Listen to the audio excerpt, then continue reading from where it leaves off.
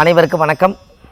பாரம்பரிய திருவள்ளுவர் குல வம்சம் பிரசன்ன ஜோதிடர் சுபமாரிமுத்து திருப்பூர்லேருந்து இந்த பதிவு உங்களுக்காக. இன்றைக்கு சித்தர் பூமி, சித்தர்கள் வாழ்ந்த இடத்த பற்றி இன்றைக்கி நம்ம பார்க்க போகிறோம். இன்றைக்கி நம்ம என்ன பார்க்க போகிறோம்னா, வள்ளலாரை பற்றி நம்ம பார்க்க போகிறோம்.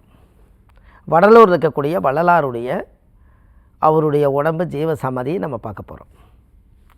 முதல் இவருடைய நட்சத்திரத்தினுடைய அமைப்பு வச்சு பார்த்தா, வாழ்க்கையில் யாரெல்லாம் பூச நட்சத்திரத்தில் பிறந்திருக்காங்களோ அவங்க ஒரு முறை அந்த ஆலயத்துக்கு போயிட்டு வாங்க, அந்த ஜீவ சமாதிக்கு போயிட்டு வாங்க.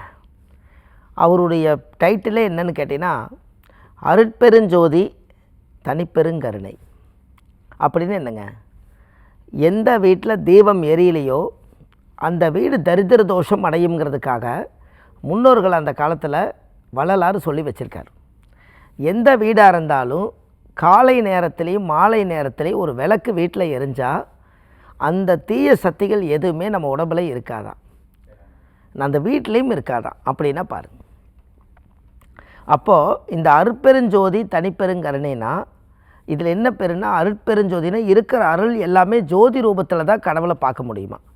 உங்களுக்கு ஒன்று தெரியுமா, அந்த காலத்தில் சூரியனை பார்த்து மக்கள் எல்லாருமே பாருங்கள் சூரியனை பார்ப்பாங்க. சூரிய ஒளியை பார்த்தாங்கன்னா இந்த சூரிய ஒளியை கடவுளை காலையில் எழுந்திரிச்சு சூரியனை பார்த்தா கடவுளை பார்த்தாச்சுன்னு அர்த்தம். இது நிறைய பேர்த்துக்கு தெரியாது. ஏன் காலையில் சூரிய உதயம் பாருங்கன்னு சொன்னாங்கன்னா, கடவுள் ஒரு வெளிச்சத்தில் தான் இருக்கிறாருங்கிறத உலகத்துக்கு கடவுள் இந்த பிரபஞ்சத்துலேருந்து இந்த சூரிய ஒளி நம்மளுக்கு இது யார் உருவாக்கி வைக்கிறா? நம்ம எப்போவுமே கீழே பார்த்து நடக்கிறோம். நம்ம தலைக்கு மேலே தான் நம்மளுடைய கிரகங்கள் இருக்குது. அதில் ஒரு கிரகம் தான் சூரியன். இந்த சூரியனுடைய மண்டலமே கடவுளாக தான் ஜொலிக்கிறார். அந்த சூரியனுடைய பிம்ப சக்தியை வச்சு தான் இந்த ஜோதி உருவாச்சு. அதை நம்ம தெரிஞ்சிட்டோம்னு வச்சுக்கோங்களேன், காலையில் எந்திரிச்சு நீங்கள் சூரிய நமஸ்காரம் பண்ணுவீங்க.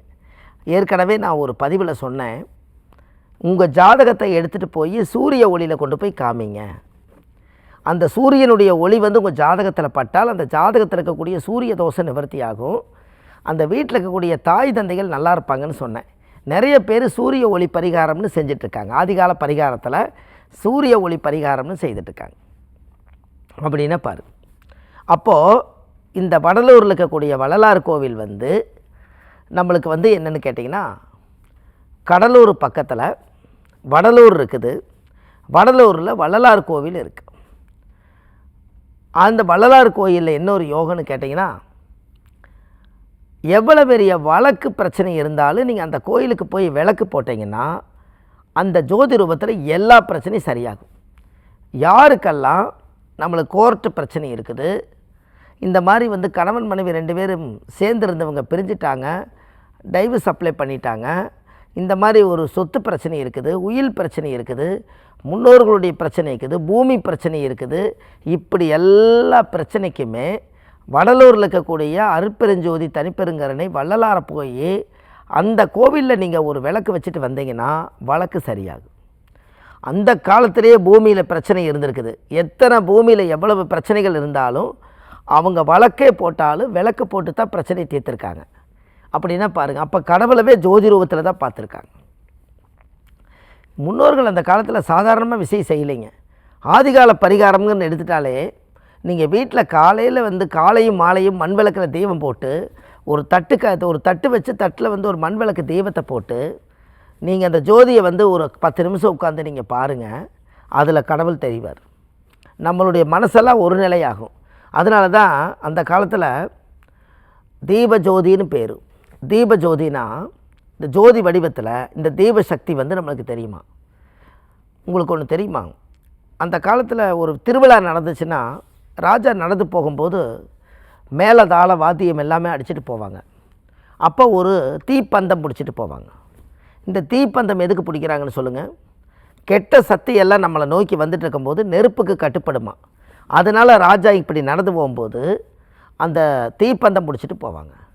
ஏன் இந்த தீப்பந்தம் இல்லாமையே போகலாமே? ஏன் நம்ம உடம்புக்குள்ளே இருந்து கெட்ட சக்திகள் எல்லாம் நிறைய நம்மளை நோக்கி இந்த பிரபஞ்சம் நம்மளை தேடி ஒரு நல்ல காரியம் நடக்கும்போது முன்னாடி நிற்குமா. அதனால தான் முதல்ல அந்த காலத்தில் முன்னோர்கள் என்ன பண்ணாங்க, இதையை மாற்றி செய்தாங்க. எப்படி? அந்த விளக்கு வைக்கணுங்கிறதுக்காக எந்த ஒரு காரியமாக இருந்தாலும் குத்து விளக்கு ஏற்றுனாங்க. அந்த குத்து விளக்கில் தீபம் போட்டு பூஜை போட்டு சாமி கும்பிட்டு அந்த குத்து விளக்கை ஏற்றுனாங்க. அந்த குத்து விளக்கை ஏற்றினோடனே அதில் நெருப்பு ஜோதியம் எல்லாம் வருதுங்களா. அதனால் அந்த காலத்தில் முன்னோர்கள் இந்த ஜோதியை வந்து அருட்பெருஞ்சோதியை தனிப்பெருங்கரணை தான் அந்த குத்து விளக்காக கொண்டு வந்தாங்க. அப்படின்னா பாருங்கள், அந்த குத்து விளக்கில் அந்த தீபம், அந்த பஞ்சபூத விளக்கு எரியுது, அந்த ஒரு தீபம் எரியுது. இதெல்லாம் எப்படி வந்துச்சு? ஒரு கோயில்னாலோ ஒரு திருவிழானாலோ ஒரு திறப்பு விழானாலோ ஏதாவது ஒரு விஷயங்கும் போது ஒரு முதன்னு ஒரு குத்து விளக்கு ஏற்றுறாங்க. அப்போ இந்த குத்து விளக்கு ஜாதகத்தில் எப்படி இயங்குதுன்னு பாருங்கள். அப்போ இதெல்லாம் தான் அந்த காலத்தில் முன்னோர்கள் இதை சரியாக செய்திருக்காங்க. அப்போ நம்ம அப்போ வழக்கு பிரச்சனை தீர விளக்கு போடுங்கிறத உங்கள் வீட்லேயும் கூட வள்ளலாருடைய படத்தை வாங்கி ஒரு பிரேம் பண்ணி அதுக்கு ஒரு தண்ணி, ஒரு கல்கண்டு, ஒரு மண் விளக்கு வச்சு நீங்கள் காலையும் மாலையும் கடன் தீரும்னு விளக்கு ஏற்றுங்க, நிச்சயமாக கடன் தீரும். நீங்கள் கடவுளை எப்படி பார்த்தாலும் நம்ம இடத்துல நீங்கள் அங்கே போய் பார்த்தா அவர் இறையாற்றல் அதிகம், வீட்டுக்கே கொண்டு வந்தால் இறையாற்றல் இங்கே வரும். அந்த காலத்தில் சொல்லுவாங்க, சாமியை நான் எது கொண்டு கும்பிட்றேன்னு சொல்லுவாங்க. எது கொண்டு கும்பிட்றேன்னு என்ன? இங்கிருந்தே நான் கும்பிட்டுக்கிறேன், என்னால் நடக்க முடியல, என்னால் நகர முடியல, அங்கே வர முடியாது, கூட்டம் அதிகம், இப்படி நிறைய சொல்லுவாங்க. அப்போ எது கொண்டு கும்பிட்றதுக்கு பேர் தான் போட்டா வச்சு இங்கேயே கும்பிட்றோம். பாருங்களேன், அந்த காலத்தில் தியானம் பண்ணினவங்க எல்லா கடவுளையும் பார்த்துருக்காங்க, எல்லா தெய்வங்களுடைய ஆசீர்வாதத்தையும் வாங்கியிருக்காங்க, முன்னோர்களுடைய பவர்ஃபுல் எல்லா விஷயங்களையும் தெரிஞ்சிருக்காங்க. அப்போ இதெல்லாமே எங்கேருந்து கிடச்சிதுன்னா, ஒவ்வொரு சித்தர்கள்கிட்ட ஒரு சக்தி இருக்குது. அந்த சித்தர்களுடைய பாரம்பரியத்தினுடைய வம்சமெல்லாம் பாருங்கள், கோத்திரங்களை நிறைய சொல்லுவாங்க. மகரிஷி கோத்திரம், விஸ்வாமித்திர கோத்திரம், இதெல்லாம் எதுக்கு சொல்லாங்க? அந்த சித்தருடைய பாரம்பரியத்தில் இருந்து ஏதோ இவங்க ஜீன் வருது. அதனால தான் அந்த காலத்தில் கோத்திரத்தை எடுத்தாங்க. நீங்கள் என்ன கோத்திரம்னு கேட்பாங்க. நான் சிவகோத்திரம், நான் விஸ்வாமித்திர கோத்திரம், நான் மகரிஷி கோத்திரம். இதெல்லாம் எப்படி வருது? இந்த ரிஷிமார்களுடைய கோத்திரங்களுடைய வம்சாவளியிலேருந்து வந்ததுனால அந்த ஒரு அமைப்பு நம்மளுக்கு ஒரு பவர் கிடச்சிது. பாருங்களே, இதெல்லாம் இந்த உலகத்துக்கு ஒரு மிகப்பெரிய ஒரு அரங்கேற்றக்கூடிய ஒரு சக்தி அல்லவா? இந்த ஜாதகத்தில் நம்ம முன்னோர்கள் எல்லாமே இன்றைக்கு வரைக்கும் அதை சரி செய்திருக்காங்க. அந்த சரி செய்து அதனுடைய பாரம்பரியத்தை பூராமே எல்லாம் கண்டுபிடிச்சிருக்காங்க. அப்போ ஜாதகத்தில் யாருக்கெல்லாம் சூரியன் திசை நடக்குதோ, சூரியன் புத்தி சூரிய அந்தரம் நடக்குதோ, ஜாதகத்தில் யாருக்கெல்லாம் சூரியன் நீசமாக இருக்குதோ, யாருக்கெல்லாம் தந்தை நம்மளுக்கு ரொம்ப பலகீனமாக இருக்காங்களோ, அப்பாவுடைய பலம் கம்மியாக இருக்கோ, அவங்க எல்லாரும் ஒரு முறை வடலூர் இருக்கக்கூடிய வள்ளலார் கோயிலில் போய் விளக்கு போடுங்க. அப்போ இந்த சூரியன் வந்து எதுக்கு நம்மளுக்கு பத்துலையோ அங்கே சூரியனோட சக்தி அங்கே அதிகமாக இருக்குது. உங்களுக்கு ஒன்று தெரியுமா? வள்ளலார் இருக்கும் காலத்தில் அவர் இன்றைக்கும் ஜீவசமாதி மட்டும் இல்லை, இன்றைக்கி இந்த பிரபஞ்சத்தில் உயிர் வாழ்ந்துட்டு தான் இருக்காங்க. அவர் ஒரு நாள் அடுப்பு பற்ற வச்சு ஒரு விளக்கு பற்ற வச்சார். இன்றைக்கு வரைக்கும் அணையாத விளக்கு இன்றைக்கி வரைக்கும் எரியுது. அணையாத அடுப்பு, அன்னைக்கு அடுப்பு பற்ற வச்சு சாப்பாடு போட்டார். இன்றைக்கி வரைக்கும் பாருங்கள், அந்த சாப்பாடு அன்னம் சாப்பிட்றதுக்கு ஆளுங்க வந்துக்கிட்டே இருக்காங்க. அவர் வாழ்ந்த பூமியில் இருக்கிற உணவவே எடுத்து மக்களுக்கு உணவாகவே கொடுக்குறார். அப்படின்னா பாருங்கள், இந்த ரகசியம் எங்கே இருக்குதுன்னு கேட்டிங்கன்னா, வாழ்க்கையில் ஒரு முறை வள்ளலார் கோயிலுக்கு நீங்கள் கட்டாயம் போகணும். அந்த போய் அந்த கோயிலையே விளக்கு விற்கிது. அந்த விளக்கை நீங்கள் வாங்கிட்டு வந்து வீட்டில் அந்த ஜோதி ஏற்றிங்கோட நீங்கள் விளக்கு போட்டு பூஜை பண்ணலாம். இப்படி செய்யும்போது கண்டிப்பாக உங்கள் வாழ்க்கை நல்லாயிருக்கும். எல்லாமே இந்த ஆதிகால பரிகார புத்தகத்தில் கொடுக்கப்படுது. இந்த ஜாதகத்தில் வந்து A4 சைஸ் இந்த புத்தகம். இந்த புத்தகம் வந்து 1736 பரிகாரம் கொண்ட புத்தகம், பெரிய புத்தகம். இது ஒரு வரலாறுக்காக இந்த மக்களுக்காக நம்ம இதை வந்து செய்திருக்கோம். இந்த புத்தகம் வந்து கீழே போயிட்டு இருக்க நம்பர் கால் பண்ணுங்கள். உங்களுக்கு ஆன்லைன்லேயே வீட்லேயே உங்களுக்கு 2 நாளில் டோர் டெலிவரி கொடுத்துருவாங்க. இது இல்லாமல் நம்ம ஜாதகம் பார்க்குறோம், பிரசன்னங்கள் பார்க்குறோம். சென்னையில் வடபழனி முருகன் கோயில் தெப்பக்குளம் வாசலே நம்ம ஜோதிட அலுவலகம் இருக்குது. அங்கே வந்து நம்ம ஜாதகம் பார்க்குறோம். இது இல்லாமல் அங்கே பிரசன்னங்கள் பார்க்குறோம். மற்ற தினங்கள் திருப்பூரில் ஜோதிடம் பார்க்குறோம். அது இல்லாமல் வள்ளுவர் வாக்குன்னு யூடியூப் சேனல் வச்சுருக்கேன்.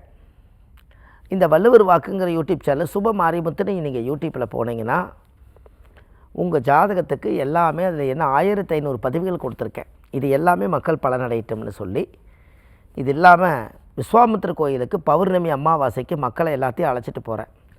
அங்கே கூட்டிகிட்டு போய் அங்கே எல்லா பூஜை யாகங்கள்லாம் செய்து மக்களுக்காக நிறைய விஷயங்கள் பண்ணுறோம். அந்த கோவிலுக்கு கூட்டிகிட்டு போகிறோம்.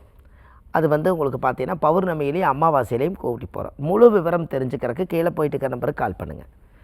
இது இல்லாமல் நம்ம எல்லா மக்களுக்கும் நல்லதே செஞ்சுட்டு வரேன்ட்டு சொல்லி பாரம்பரிய திருவள்ளுவர் குலவம்சம் பிரசன்ன ஜோதிடர் சுபமாரிமுத்து வாழ்வது ஒரு முறை வாழ்த்தட்டும் தலைமுறை. நன்றி, வணக்கம்.